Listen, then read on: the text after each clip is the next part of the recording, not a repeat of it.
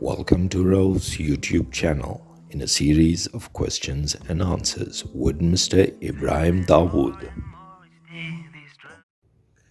Hi, I'm Ibrahim Dawood and I welcome you to join me on our YouTube channel. The topic for today is how substance abusers mold families into surrendering to the addiction. For any person to survive substance abuse or a life of substance abuse, it is not normal for any family to live with a substance abuser. It's not normal because they are liars, they are manipulators, they play on your emotions, they steal. So these are not normal things in any home. So for a person that chooses a life of addiction that lives a life of addiction, he has to mold that family.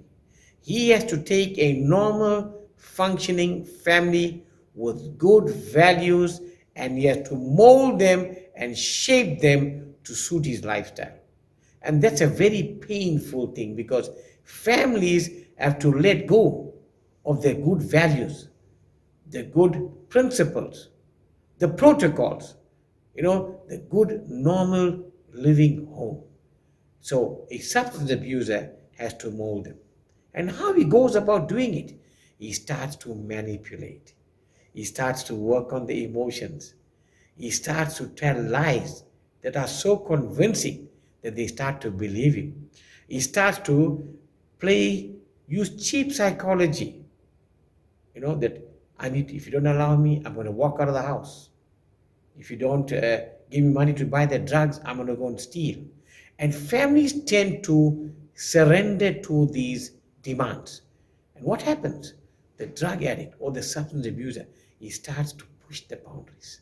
And every time you as a family allow them to do that, they are now getting into a bigger playground. And you start to fall into the palm of their hand.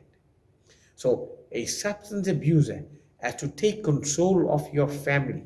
He has to manipulate you. He has to play the one against the other, the one sibling against the other sibling, the mother against the father, the wife against the family. He has to play everybody against one another and make you surrender to his vice whilst he's having a good time and you living an absolute miserable life. So if the family wants change, they need to so-called break the mold. They need to take a few steps back and look at the thing constructively, very objectively, and see how much of your good values or how much of the protocol, the principles of a home, how much of that you have surrendered just to please one person. The entire family has to surrender the values and overlook one person's wrongs. The entire family has to make this huge sacrifice. So the first thing you do is when you need to help somebody or when you want to help somebody is to break that mold. How do you break it? Take a few steps back and look at all the things that are not normal in a home that you've allowed to happen in your house. For example, when there's a lot of lying going on, it's not normal. For a child to steal, it's not normal. For someone to play emotions, it's not normal. For someone to disappear and just keep quiet about it, it's not normal. So you need to start now bringing these values back into your house. Remember, they chose this life of addiction, and you have a choice whether you choose to live with it or without it. The sooner you realize that, the better it is.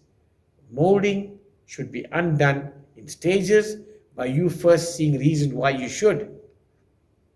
You should see reasons why you should. So going forward, you need to start fixing up this thing and reshaping the mold and get your home into a normal functioning home. Thank you. For further information, please follow the link below. Please share the information on this video with family and friends and ask any questions regarding substance abuse and drug addiction in the comment section. Please follow us on all our social media platforms, which can be found in the description with all our contact information.